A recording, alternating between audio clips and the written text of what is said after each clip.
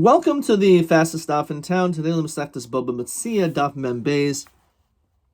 We're going to begin on the very top of Membeis and Aleph by the Mishnah. It says Masnisin Ma'afkid Moisetzel Chavero. So if you gave money to someone to watch, Sarun, he bundles it up, Vishpiel and Lachar, and he throws it behind him, like in some type of cloth, and he throws it behind his shoulder. Oh, for that matter, Shemosum with Nulavito Hakatanim. He gives it over to his little kids, the Nobif Nehem. And over here we have a little bit of a gears over here. Oh, Mashma Delugarstin and O Ella Masran. That it was given over. Maybe again, the question is O the proper girsa? Vanobif Nehem, it was closed in front of them. Shalokaroi, not properly. So Chayev. You didn't guard it properly, the way a normal guardsman. If you did everything you were supposed to do, and then somehow, let's say, it gets stolen, so then you're not responsible. Says the Gemara, I understand all the cases of our Mishnah, because you didn't do it properly. Ella, giving it to your little kids. Hey, here's $1 million to watch, and give it to your 4-year-old kid to watch. That's not a normal way of doing things. Understand, you wrapped it up and you put it behind you. So you basically did everything you had to do to protect it. So now that it got stolen, why would you be held responsible? It's sorority, it's bundled. So the pasuk says, "V'sarta kesa biyadcha." So it says that when it comes to the gathering of monies, it has to be that it's biyadcha, in your hands. Even though it was wrapped up, it still has to be literally like in your hands. So that is the proper form of protection. A person's money should always be found in his hands. So what does Rashi say? Don't give your money to someone else to watch. Better you should have cash at hand, so that if there's some business or something that you need and you don't have that money accessible, you don't have liquid assets, so then it's going to be problematic. So it's better that you should have that money available. A person should diversify. Interesting. The Gemara talks about diversification. How do you do that? Shlish b'karka. 1/3 should be divided into land, like a real estate or something. Ushlish b'prakmatia. The other third is in business merchandise. Ushlish tachas yadai. The other third should be in your hands, which means it should be liquid cash. This is Gemara in Tainus. We see this in other places too, that a bracha only happens if it's something which is hidden, something that you cannot see. If something is directly in front of you, there's no way of like Hashem could create a miracle and something can grow in front of your eyes miraculously. Things that are hidden, that is how blessings can take place. That Hashem will cause blessing in your silos. Says Rashi, Darshli Loshen Davar Hatsumim in Ayin, something closed away. So Tana Debei Rabbi Shmuel and Abraham Matsui El Badavar She'ain Ha'ayin Shaletaspo, so that your eye doesn't have control over. So again, it's the same idea. So it's an interesting idea that if a person flaunts their wealth and it's all seen, so then bracha is not seen. But if you do things b'snius, quietly, privately, so then bracha is more shaykh to it. Tanaban hahelich lomoid es garnoi. A person is about to go and to figure out what is in his silo. That a bracha should be in my hands. Hiskel lomoid. If you already started, that Hashem should give me a blessing in this pile. However, if you already did it, then you can't say this tefillah because it already took place. We already know how much it is. So once you've already counted it, it's too late. Again,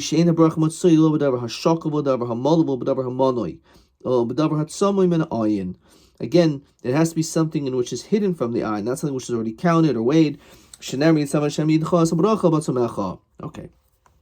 So that again is straight from the Gemara in Tainus. Omer Shmuel, Ksafim Enelhem Shmira El Bakarka.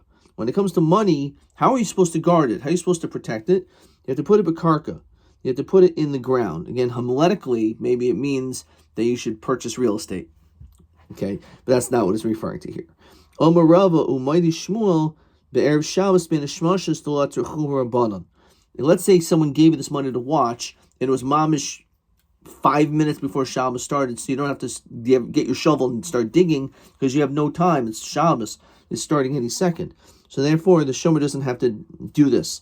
However, Ishol Moitzi Shabbos Shir Lemikar Vinhu Velokar Vinhu Mechayev. However, once Shabbos is over, you better go out there before your Malba Malka and start digging a hole and to put it properly. Because if you don't, then you'll be chayev. However, if the one that you left to be cut on by was a Sumer Rabbanan, a Talmud Chacham, says Rashi, Hamafkid Shu Chader Chayered al Hamitzvahs Havdalah al Kais. He wants to make sure to make Havdalah, and that was so easy to make Havdalah on a coast to find wine. Oimer Hashemer Dilma Miboyle Zuzi Lavdalta Lahachilo Karvinu Potter. Maybe Savar, says the Gemara, Dilma Miboyle Zuzi Lavdalta. Maybe this Sumer Rabbanan, who's so meticulous in mitzvos, so he's going to pursue making sure the Havdalah is properly al yain, and therefore, even though that time span he didn't bury it, he'll still be potter. However, idna, the shchichi gishushoi. So dig and put on the ground. However, there are people who will take like an iron spit and they'll hit the ground to be able to find and detect if there's any holes in the ground, and therefore that they're going to try to steal. Enlem shmir ella bishmei kaira. So you actually have to put it by the beams, by the roof underneath. There's these other people that will break through the pitch of your roof to be able to find your money. You actually have to put it between the rows of bricks in your house and by the wall. However, Shmuel will agree, even though he said that Safin Elam Shmir El Bakarka, but Kaisel, if we're dealing with a wall, Inami Bein Hakarais, or between the beams. But in the Shchichi Tefuchai, now that there are people that are tapping the walls, Metapchim Bakaisel, to be able to see if there's any hollow spaces in these beams, Ein Lehem Shmir El Batefach Hasamach HaKarka. You have to actually put it a tefach by the wall, by the ground, or betefach hasamach l'shmei kaira, or by the beams. So basically, these were ways of even all these different people who knew the secrets of where people would hide the money. So this perhaps is a place where people would not look. Maybe they'll know to look there now. Okay. Over there, it's learned in Psachim that Chamish Nafula Mapoilis, if you have a building that collapsed on Chametz, question is, what do you do? It's Pesach. So Harihu Kimavor, it's considered like it's destroyed. So there's a din of Bi'ur Chametz. So even though they actually burn it, but since it's impossible to get to because a building fell on it, so that's good enough. Shemar Gamil Emery says it depends. Kol Shina Kel V'Yochel L'Chape Sacharav. As long as a dog is not able to burrow through that the rubble to be able to get to the chametz.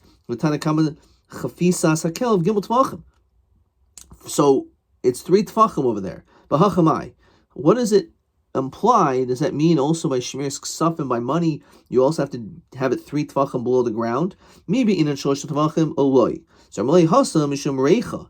The reason is because of the dog is able to smell and then dig through it. Therefore, be'inan gimel tfachim. Hachamishum ichasuya me'enai. We just want it to be covered from the eyes, so no one should steal it. Will be in gimel tfachim. So you don't need that much. But how much? The kama somewhere from mesichra tefach. As long as you put it a tefach, that is good enough. Question 3. Le'inyan mamatzinu behilchas shaimrin nafkamina im hamafkid talmud chacham o sheno talmud chacham, or sumer Bava. So he says like this. Le'inyan mishi hafkidu etzel mois be'erev Shabbos, the sarach l'kayvran miyad b'moitzi Shabbos. You have to bury it right away on Saturday night. However, im hifkid talmud chacham shoya mil'kayvran, he'll delay the burial, because Dilma miboyle zuzil kois Havdalah. Because again, he's going to be looking around for a kois Havdalah, which is the same question as TB29. I wrote, Ein hamamin mishtamir el bekark v'sarich lachpor es hamamoin miyad acher Shabbos aval im hu talmud chacham oz yachol le'oimer she ani loy chafor es hamamoin nemnei she Shechashavti shutzarcha mamon b'shvil havdalah, v'hu yochol litain et zeh. So you can make such a claim. Okay. All right, interesting Hebrew there. Let's see, maybe question TA28. Be'ez oifen im adam hifkid etzel chaver ksafim v'nignevu chayev v'im hifkid sumer rabbanon potter. Exactly the same question. Fine. Okay, no need to write that. That's mamish the same. Questions number 3. That was TA 28. Okay. All right, so now we're going to see a couple stories in the Gemara. So the Gemara continues like this. So he said it's a tefach. Hahu gavra di afkid zuzi gabi chavre. So it was a person that left some money by a person. Obviously, he's supposed to be watching to make sure that that money is secure. So Svinhu besrifa de urvani. So he put it, as Rashi says, a bias katan, a small house, like a little hut, kamin kova, around like a hat.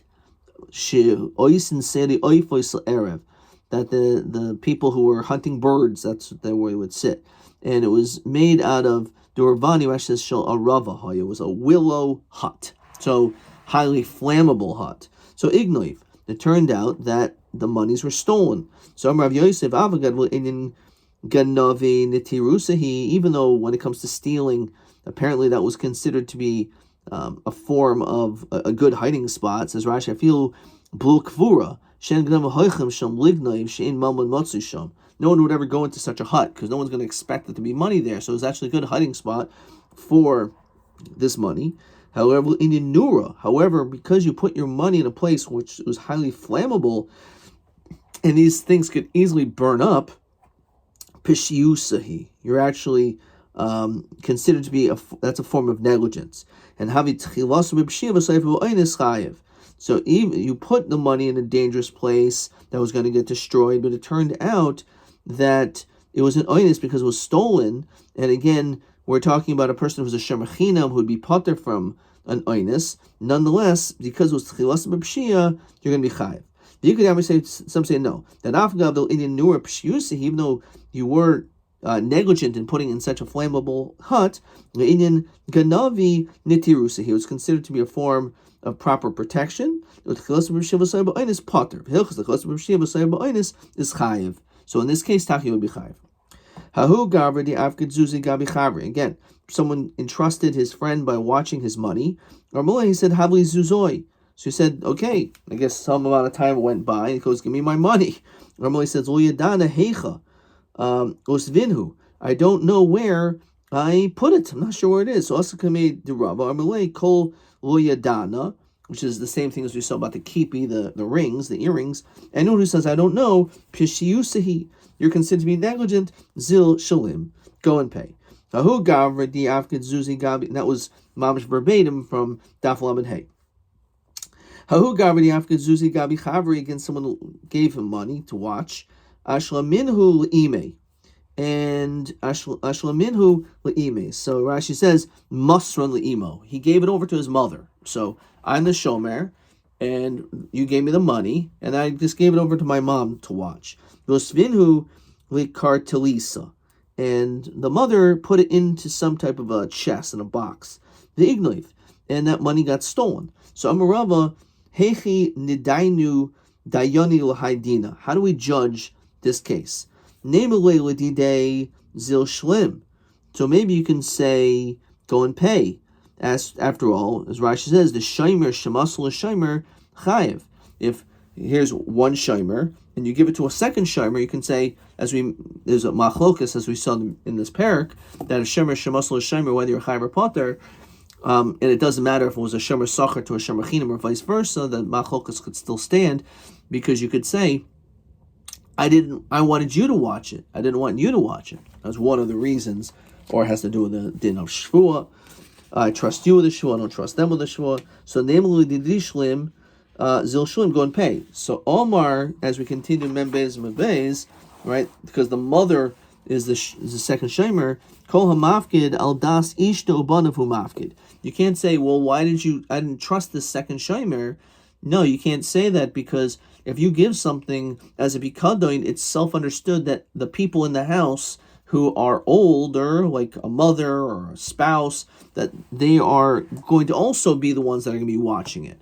So therefore, that's not a reason why you would think you can get paid. So namely, ime, what you say to the mother, zil shlimi, go and pay. So amru lo amruli delav didaininu. I didn't know that I was a shomer. Akbarinhu, that I should bury it. In other words, I didn't know that I was a shomer. My son gave it to me, but I wasn't aware that this actually belonged to someone else. I thought it was just our family stuff, and therefore we didn't have to be so careful. We just put it in a chest. So namely, so why don't we say Amaylo Amrat law? Why don't you tell your mom that this was money which was not yours, but rather you were watching it? Amr Koshkain, certainly the Chi Aminullah. If if I would say that was mine, tfei mizdahar buhu. I thought she would be even more careful because it's our family money. So I didn't think she would necessarily. This would have happened. El Amar Rava. So what do we do? So Rava says this is what the din is. Mishtaba ihu, the shomer who was originally given the money, makes a shvua. Dehan huzuzi ashlamin hu ime. He has to make a shvua that he gave over the money to his mother. And then, umishtabna ime, now the mother has to make a shvua, dehan huzuze usvinhu bikartelisa, the ignoivu potter. The mother just makes a shvua that she indeed put it into this box, and then now that it was stolen, the din is that she is going to be, she will be potter. Hahu putrapa the Yasmi, so there was a guardian of Yisayimim, the Zavin Lahu Torah Liyasamin. He bought an ox for the Yisayimim. Umasul Bakra, and then he gave over this apitropos, this ox, to a herdsman in order to be able to take care of this ox. Now there's one small problem with this ox. It had no teeth. It had no teeth, and therefore umes, even though food was given to it, but we didn't necessarily examine the mouth of this ox when it was purchased for whatever reason, and the ox died of starvation, tragically. Now, that of course is sad, but the other problem, of course, is that this was the Yisayimim's estate. This was the money which the apitropos was entrusted to use properly, and all of a sudden now it's completely destroyed. So what do we do over here? So Amar Rabbi Bar Chama Hechi Nidainu Dainu Haidina. Same question. How do we judge this? It's not so simple. Namely, Lapitrapa, maybe we should say to this guardsman, to the apitropos, Zil Shlim, you're the one that purchased this ox, so now you have to pay the for the loss. So Amar, so the apitropos can say, Ano Lavakra Masarte. What do you mean? I didn't have it die in my hands. I gave it over to this herdsman to watch. So namely lavakara. So now let's go to the herdsman and say, Zil Shlim, you have to pay because you allowed this animal to die and you were supposed to be taking care of it. So Amar na bahaditori okimte och. Listen, I don't just take care of this one ox. I take care of multiple oxen. And what I do is that I throw food at all the animals. Shidoile, I throw it. We'll have yadina de ochel. How am I supposed to assume that an animal's not going to eat? There's thousands of them over here, and I just throw tons of food, enough for all of them to be able to eat. Now, I didn't realize that this animal didn't have teeth, and therefore it didn't eat, and therefore it died. So therefore I shouldn't be responsible either. Gemara says, 1 second. Let's try to understand this. Let's see. Bakara shemasachar diasmihu. This herdsman is actually being paid to do this job. So because he is extra, he should be extra careful. The fact that this is his situation, he should have investigated and looked into the matter. There's no excuse. I mean, you're being paid to make sure this animal is properly taken care of. So why would the herdsman be potter? So my answer is like this. If there would be some type of monetary loss, so this is part of the answer. Rashi says, Tirutzahu. Then you're right. Then the herdsman l'chayr would have to pay. We're talking about a situation where there is no monetary loss. How is that possible? So my answer is, what we did is we actually found the seller of the ox. The one that actually we bought this ox from. The shakal yasmi zuzimine. And the Yisraelim took the money back from them because it was clearly a mekachtos. So therefore, the Yisraelim got their money back, and that's the end of it. So the question is, so what's the whole problem? Ella man katayin mari de Torah. So ella man katayin, who is making this claim over here, right? After all, the Yisraelim aren't losing anything. Your answer is mari de Torah katayin, the owner of the ox. So the owner of the ox did give money to the Yisraelim, but now this owner of the ox was a little bit upset. He said, "Iboile le oiduhoin." You should have let this be known. So my moidion le made yada the mekachtos havi. What do you mean? It was a mekachtos. So what claim do you have?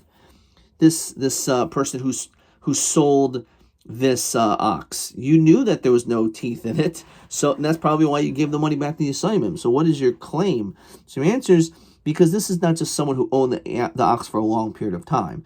We're talking about besaf sira, the zavin mahacham is zavin lahacha. He's basically like a day trader. He buys an animal quickly and he sells it even on the same day. However, he really had no idea that this animal had no teeth. Rashi says, he buys and sells it very quickly. So he didn't know. So Hilkach, therefore, like this. So this owner, the one who sold this ox, makes a shua, that he didn't know that when he sold the ox, it had no teeth. And therefore the shepherd, the herdsman, actually, he does have to pay. But he doesn't pay the assignment because the assignment already got their money back from him. But the shepherd or the herdsman has to pay back the owner or the one who sold this animal, but he doesn't have to pay full value. He only has to pay the value of the basar bezoil, which is a lower amount of money. He would have to pay like the most expensive amount, but a smaller amount. And you can see there's a very long Rashi over here that kind of fleshes out what exactly is that. The Gemara elsewhere discusses this. So that's the question that's discussed, exactly what is bezoil. Okay. Hahu Gavra, one last story, I believe, before we finish. The Afkid Kishusa Gabi Chavre.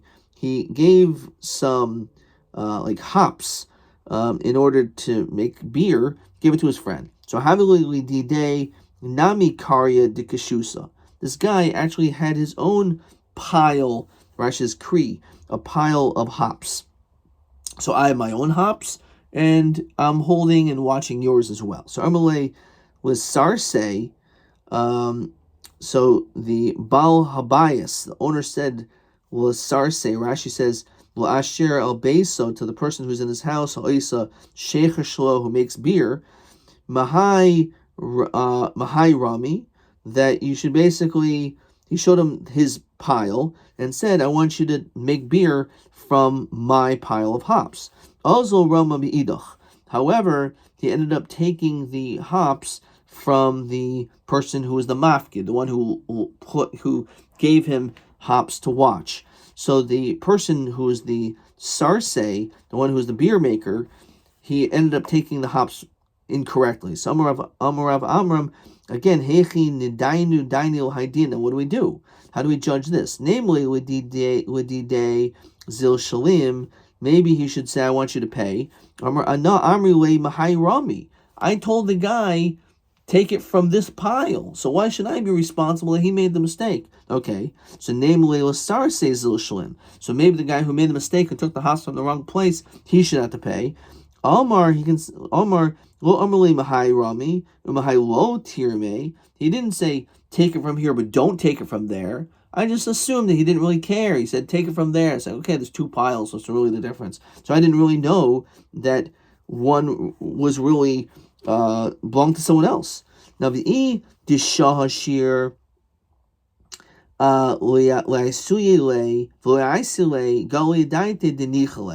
understand. So if he delayed the amount of time, this more asks,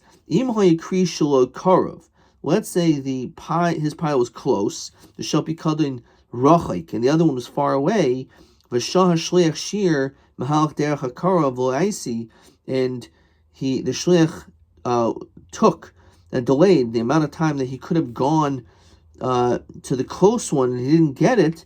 So then Goli Daitne says Rashi the Baal Habayis the Nichle, that it was good for the Baal Habayis. Shahar Yada Shemishel Pikadan Havi Lo Micha Biyadai. Apparently, why did he take so much time?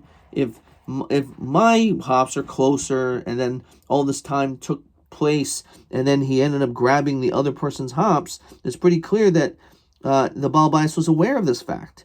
So the answer is B'delay Shah. There was no delay. In other words, let's say both piles were right near one another. So Soif my Pseda Ika. What's the difference? What's really the difference in this situation?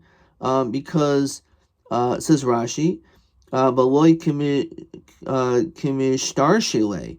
Valohu niskar hakshush shel pikadain she'atilo b'sheich v'shel oimed v'shel mishlo. What's the big deal? Because after all, if the two piles of hops are the same, so you use the wrong ones. So who cares? And so now give the hops to the other guy, right? So what gain is there? So the shemer gained from the hops of the mafkid. Because the other one, what happened was the beer ended up going bad.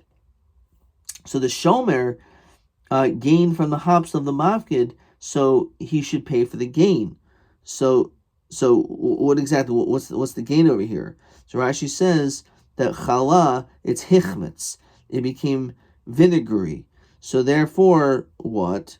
So or Ravashi Omer b'kisei. Shahaisa Kishos Gerua, that the hops were of lower quality, but Kaitzim, Ma'urvin Ba, there was thorns stuck inside of it, and actually the beer didn't increase. The Kash Be'enav She'etulu B'toichai. And it's very hard to take out the thorns. So basically, it's not a case where the hops that were used were enhanced by this beer. Actually, it went bad. So this guy's beer, the hops in this beer, actually were not good. And therefore you should pay the value of the hops of the thorns, whatever the potential gain there may have been. So again, that's another story of what to do in this particular situation. Okay, TA, no questions. Let's see if there's another question, possibly question 4 is the last question.